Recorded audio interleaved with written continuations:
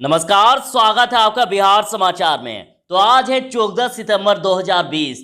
तो बिहार की सनसनी और बड़ी खबरों पर बात करने से पहले आपसे अनुरोध है, यदि वीडियो अच्छी लगे तो इसे एक लाइक अवश्य कर दीजिएगा। आपका लाइक करना ही हमारी मेहनत का फल होता है। तो चलिए जानते हैं बिहार की बड़ी खबरों को। सबसे पहले सुर्खियों की बात कर लेते हैं। तो बड़ी ही राहत की खबर है कि पूरे देश में बिहार एक ऐसा राज्य बन गया है जहां सबसे ज्यादा सैंपलों की जांच हुई और उसके साथ ही रिकवरी रेट 90% से भी ज्यादा पहुंच गया। और बीते दिन 1,10,000 सैंपलों की जांच में केवल 1523 मरीज मिले। दरभंगा हवाई अड्डे से नवंबर के पहले सप्ताह से विमान सेवा शुरू होगी। टिकट की बुकिंग 30 सितंबर से। किसानों के लिए खुशखबरी है, कृषि मंत्री जी ने कर दिया है ऐलान कि खाते में पहुंचेगा फसल क्षति का पैसा। आरजेडी के पोस्टर से भी लालू हुए गायब और सीएम पर निशाना कि नौ आई बहार, नौ बदला बिहार, फिर काहे का नीतीश कुमार। बनेगा सपनों का बिहार, आने दो तेजस्वी सरकार। आज से बिहार में चक्का जाम और ट्रकों की बेमियादी हड़ताल शुरू। कोरोना काल में बढ़ेगी परेशानी। बड़ी ही दुखद खबर है कि रघुवंश प्रसाद सिंह का निधन हो गया है। आरजेडी का झंडा झुका और सभी कार्यक्रम 7 दिनों के लिए रद्द। और उनके निधन पर सीएम सहित कई नेताओं ने अंतिम दर्शन किए और शोक जताया। और लालू ने किया ट्वीट कि प्रिय रघुवंश बाबू, ये आपने क्या किया, इतनी दूर चले गए। और तेजस्वी का ट्वीट कि अचानक चले गए आप, मुझे अकेला कर गए। देवेंद्र फडणवीस का ऐलान कि बिहार में फिर बनेगी एनडीए की सरकार। देखिए, सरकार उसी की बनेगी जिसे जनता डिसाइड करेगी, क्योंकि जनता ही जनार्दन है। सीएम नीतीश कुमार का ऐलान कि बांका बॉटलिंग प्लांट से प्रतिदिन 40,000 सिलेंडर की आपूर्ति होगी और बेरोजगारों को मिलेगा रोजगार। आपको बता दूं कि पीएम मोदी ने बांका को दिया है गैस बॉटलिंग प्लांट का तोहफा और कहा कि विश्व में सबसे बड़ी होगी भारत की गैस पाइपलाइन। पीएम मोदी ने बिहार को 901 करोड़ रुपए की योजनाओं की दी सौगात। बिना अनुमति जुलूस निकाला उपेंद्र कुशवाहा को पड़ गया महंगा और केस दर्ज। पीएम मोदी ने नीतीश को बिहार में सुशासन का दिया श्रेय और लालू पर साधा निशाना। सीएम नीतीश का ऐलान कि रघुवंश बाबू का हर सपना करेंगे पूरा। तो चलिए बात करते हैं खबरों को विस्तार से। बिहार वालों के लिए बड़ी खबर है कोरोना को लेकर। पूरे देश में सबसे ज्यादा जांच करने वाला राज्य अब बिहार बन चुका है और बिहार में रिकवरी रेट भी 90% से ज्यादा बढ़ गई। तो बिहार में वहीं पिछले 24 घंटे में 1,10,000 सैंपलों की जांच हुई, जिनमें से केवल 1523 नए मरीज मिले।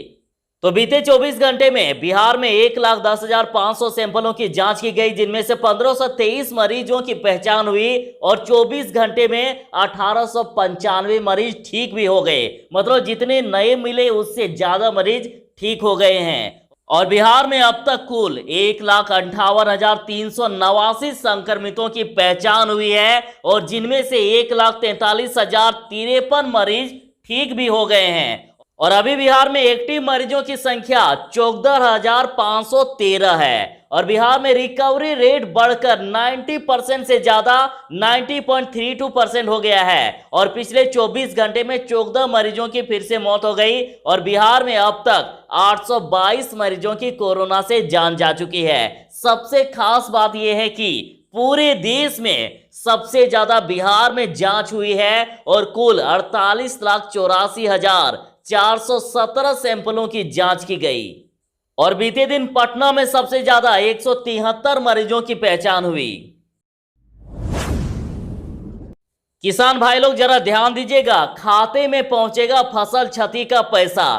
तो राज्य के 20 जिलों में 234 प्रखंडों में बाढ़ से करीब 7,53,534.05 हेक्टेयर फसल को 33% से भी अधिक नुकसान हुआ था। और किसानों को इसका मुआवजा देने के लिए कृषि विभाग ने 9,99,60,78,641 रुपए की मांग की है। कृषि मंत्री डॉक्टर प्रेम कुमार ने कहा है कि आपदा प्रबंधन विभाग से पैसा मिलते ही डीबीटी से किसानों के खाते में मुआवजा की राशि ट्रांसफर कर दी जाएगी। आपको बता दो कि सारण, सिवान, गोपालगंज, मुजफ्फरपुर, पूर्वी चंपारण, पश्चिमी चंपारण, सीतामढ़ी, शिवहर, वैशाली, दरभंगा, मधुबनी, समस्तीपुर, बेगूसराय, खगड़िया, भागलपुर, सहरसा, मधेपुरा, पूर्णिया, अररिया तथा कटिहार के 234 प्रखंडों में 33% से भी अधिक फसल का नुकसान हो गया है।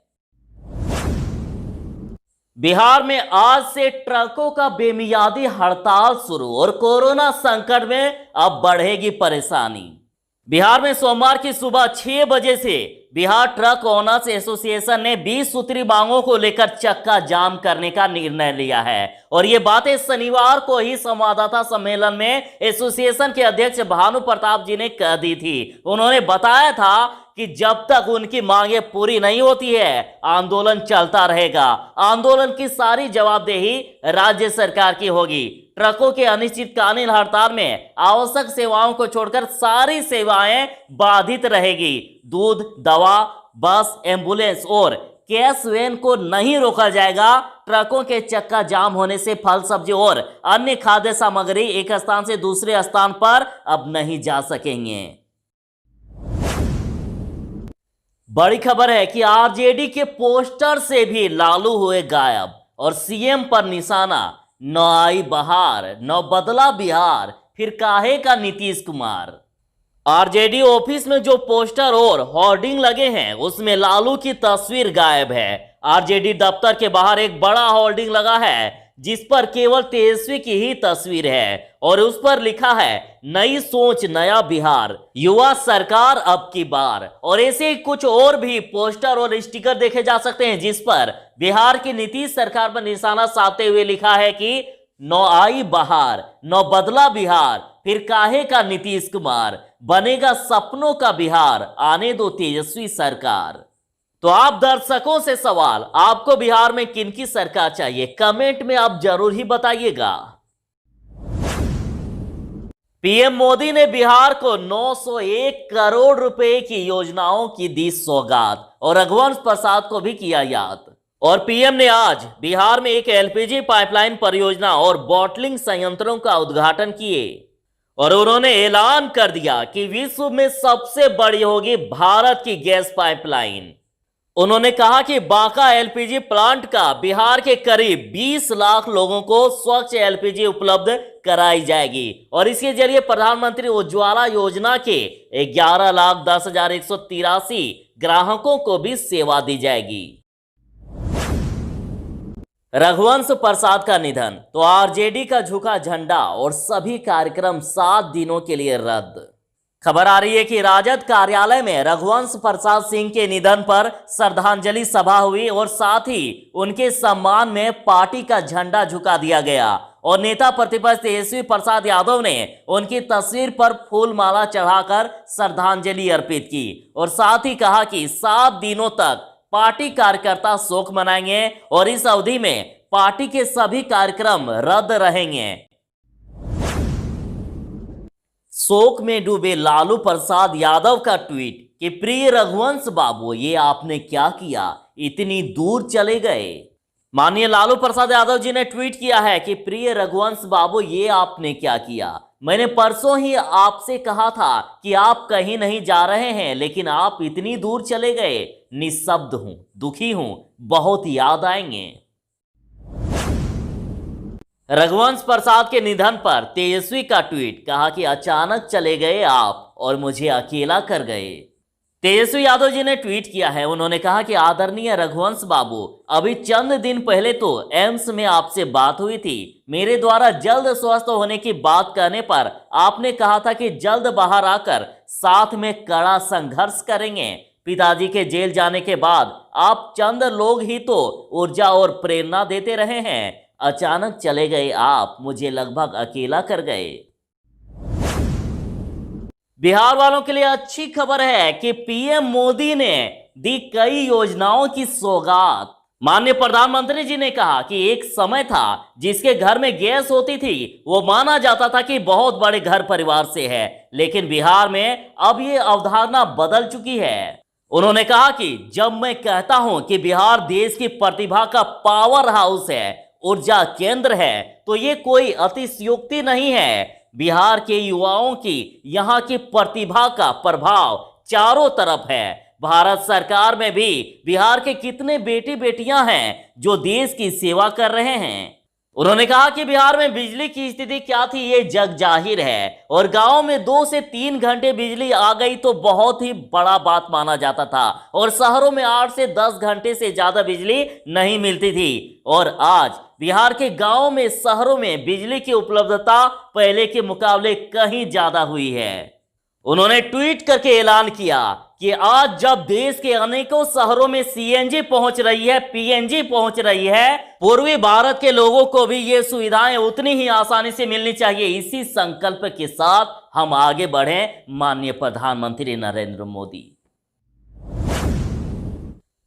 बिना अनुमति जुलूस निकालना उपेंद्र कुशवाहा को पड़ गया महंगा और केस दर्ज हो गया। रालोसपा प्रमुख उपेंद्र कुशवाहा पर राजधानी पटना में केस दर्ज किया गया है, और बिना अनुमति के जुलूस निकालने पर गांधी मैदान थाने की पुलिस ने ये कार्रवाई की है। और मिली जानकारी के अनुसार 10 नामजद और 400 अज्ञात लोगों पर पुलिस ने एफआईआर दर्ज की है। और इससे पहले रविवार को उपेंद्र कुशवाहा ने कहा कि सरकारी स्कूलों की बदहाली के कारण गरीबों से शिक्षा दूर हो गई है। शिक्षा व्यवस्था में सुधार के लिए दिए गए मेरे सुझाव को सरकार ने रद्दी की टोकरी में फेंक दिया। उन्होंने कहा कि 3 साल पहले दिए गए सुझाव पर अब तक कोई विचार नहीं हुआ है। सरकार चाहती ही नहीं है कि शिक्षा व्यवस्था दुरुस्त हो और गरीबों के बच्चे पढ़े, लिहाजा मजबूर होकर पार्टी को सड़क पर उतरना पड़ा। फिर से आप दर्शकों से सवाल जरूर ही बताइएगा कमेंट में कि आप बिहार में किनकी सरकार चाहते हैं। कई यादें उनकी शेष रह गई। जब लॉकडाउन में फंसे मजदूर बिहार लौटे तो मनरेगा ही आया काम, और रघुवंश प्रसाद ने ही की थी मनरेगा की शुरुआत। मनरेगा दुनिया की सबसे बड़ी रोजगार योजना कहलाती है, और इसके जनक थे रघुवंश प्रसाद सिंह। राजस्व मंत्री का ऐलान कि बांका के साथ होगा बिहार का विकास। तो बिहार के राजस्व एवं भूमि सुधार मंत्री राम नारायण मंडल ने कहा है कि इस प्लांट के चालू होने से बांका के साथ साथ बिहार का विकास होगा, और यहां स्थानीय लोगों को रोजगार के अवसर मिलेंगे, और ये संयंत्र बांका के लिए किसी तोहफे से कम नहीं है। तो वहीं जिले के प्रभारी मंत्री राम सेवक सिंह ने कहा है कि ये योजना सरकार का ड्रीम प्रोजेक्ट था, और इसे चालू होने से बांका ही नहीं बिहार और झारखंड के कई जिलों में रसोई गैस की किल्लत से लोगों को राहत मिलेगी।